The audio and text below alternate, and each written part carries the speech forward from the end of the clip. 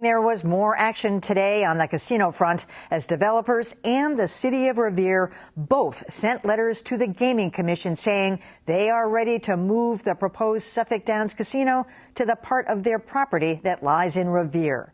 Suffolk Downs Chairman William Merlo writes, "We remain confident that we are on pace to finalize all of the required agreements and studies and submit our application for a gaming license on December 31st.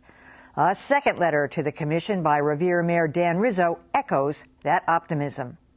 As for whether the Revere proposal is viable after East Boston voters rejected the original plan, Senate Majority Leader Stanley Rosenberg, who co-wrote the state's gaming legislation, says he's unsure. We did not contemplate a proposal that would span two communities. And had we, I wonder if we would have imagined that one community would say yes and the other no. The reality is that the Gaming Commission now has to really think deeply about how this should play out from this point forward.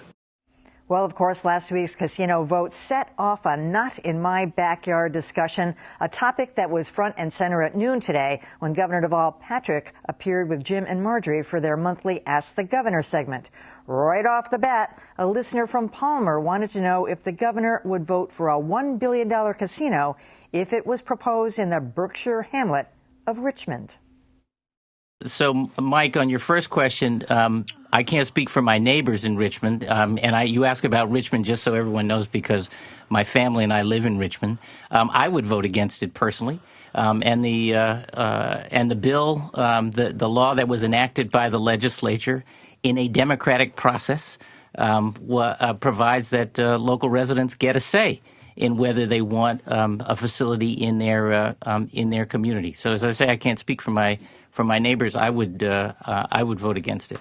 In terms of whether everybody should get to vote on the question, like I said, we have a democratic process where the legislature is supposed to take up those kinds of issues on behalf of the rest of us, and there were robust debates over a couple of years time.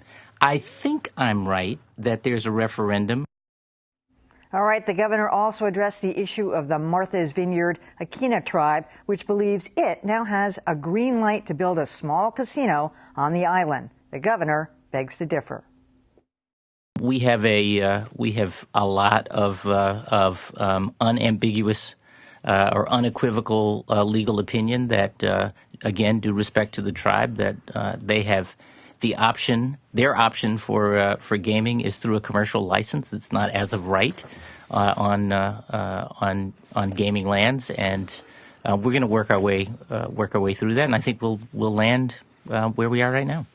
You know, Jim says the prospect of 5 casinos and a slot plot, whatever you said, but it could go the other way at the rate we're going here, too, with East Boston not approving the casino. I know there's some talk about it going to Revere. I'm not sure that that's actually feasible. Mm-hmm. Milford has a vote on Tuesday. We learned this morning the state can't complete the background check of the casino up in Milford because it hasn't identified a major source of its funding. You mean the Gaming Commission? Yes, exactly, the Gaming Commission, that's right. So it is possible that all that's left is Everett, where everybody seems to want it in Everett. You mean for Eastern Mass, for the Eastern Mass casino? Yes, exactly. So it could be a much smaller actual casino numbers built, or slots for that matter. I don't think that's the worst thing in the world. I mean, that's what the bill contemplated, Marjorie. Not that there would necessarily be 3 resorts and 1 slot parlor, but that there could be up to that many.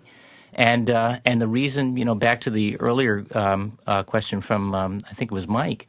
The reason for the local input is that individual communities may say, I kind of like the idea in the abstract, but I don't want it in my town, and that's okay.